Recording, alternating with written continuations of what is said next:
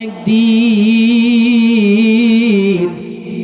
রাসূলে পয়গম্বর এশার নামাজ মসজিদে নববী থেকে পইরা পাশে আয়েশার কামরায় ঘুমায় গেল।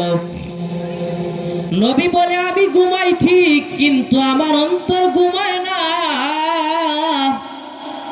হঠাৎ করে আবু বকরের কান্নায় রাসূলে পয়গম্বরের ঘুম ভেঙে গেল।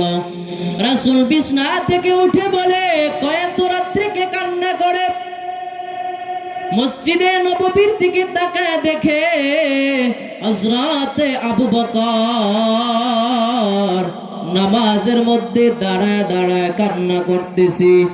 কান্না করে আর কোরআনের আয়াত পড়ে, ইন্নাল্লাহা আশতারা মিনাল মুমিনিনা আনফুসাহুম ওয়া আমওয়ালাহুম বিআন্না লাহুমুল জান্নাহ। রাসূলে পয়গম্বর কান্না করতেছে। এখন হযরত আবু বকর জিকির করে, লা ইলাহা ইল্লাল্লাহ, লা ইলাহা ইল্লাল্লাহ।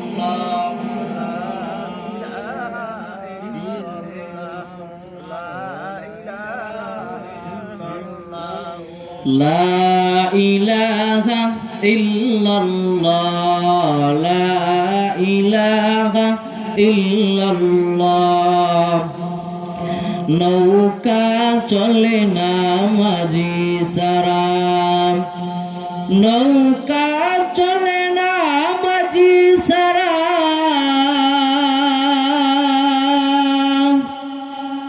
গাড়ি চলে না ড্রাইভার সারা। মুমিন বাঁচে না আল্লাহর জিকির সারা। লা ইলাহা ইল্লাল্লাহ, লা ইলাহা ইল্লাল্লাহ।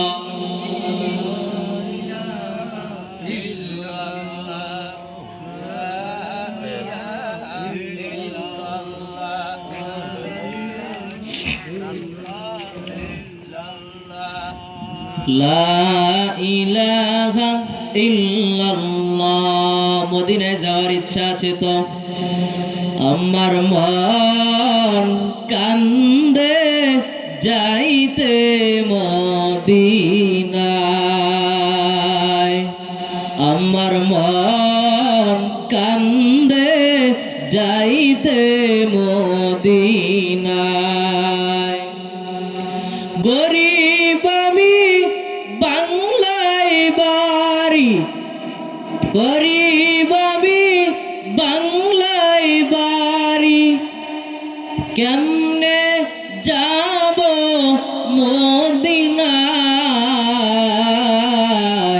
আমার মন কান্দে যাইতে মদিনায়।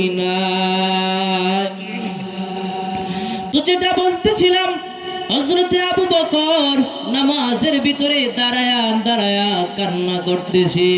অতঃপর রাসূলে পয়গম্বর দরজার সামনে দাঁড়ায় দাঁড়ায় অপেক্ষা করে, কোন সময় আমার আবু বকর নামাজ শেষ করে আসবে।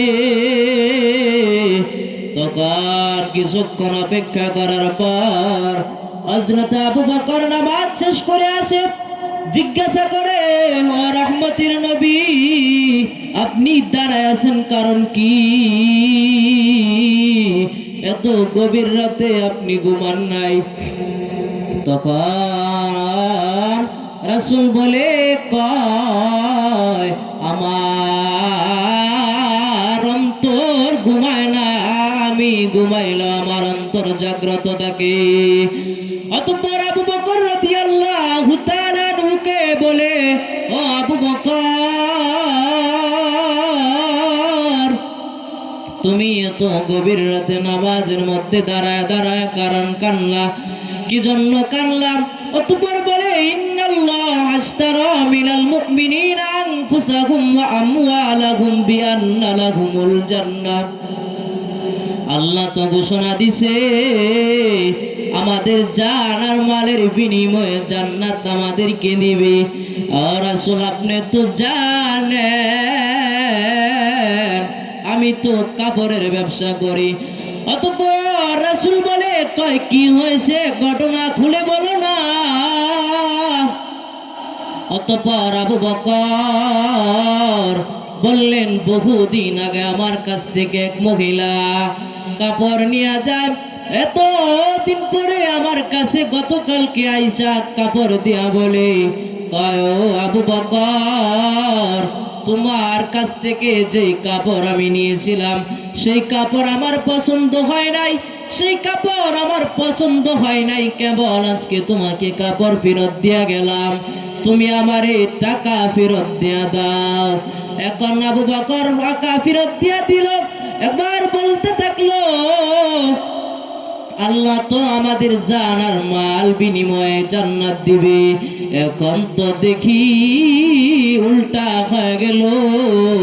এখন রাসূলকে বলে, ও রাসূল, আপনি তো মেম্বারে বৈশা, মসজিদে নববীর মেম্বারে বৈশা তো আপনি বলছিলেন জাহান্নাম এত ভয়ঙ্কর হবে, সূর্য এক হাত উপরে এসে যাব, পুরো জমিনটা হবে কিয়ামতের মাঠ, এই জমিনটা তামা হয়ে যাবে।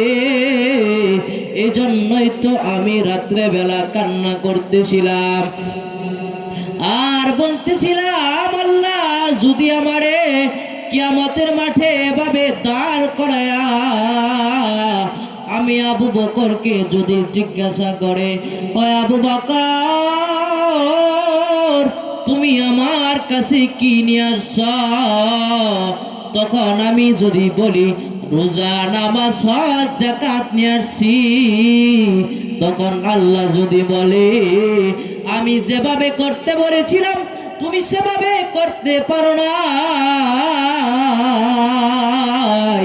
এটা আমার মন মতো হয় নাই, তখন আমি আবু বকরের কি করার থাকবে? এজন্য আমি আবু বকর কান্না করি। অতঃপর আল্লাহ যদি বলে, কয় এগুলো আমার পছন্দ হয় নাই, এগুলা তুমি তোমার আমল নিয়ে যাও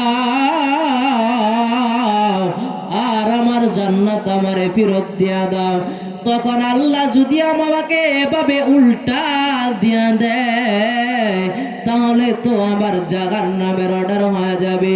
এজন্য আমি আবু বকর নামাজের ভিতরে দাঁড়ায়া দাঁড়ায়া কান্না করলাম।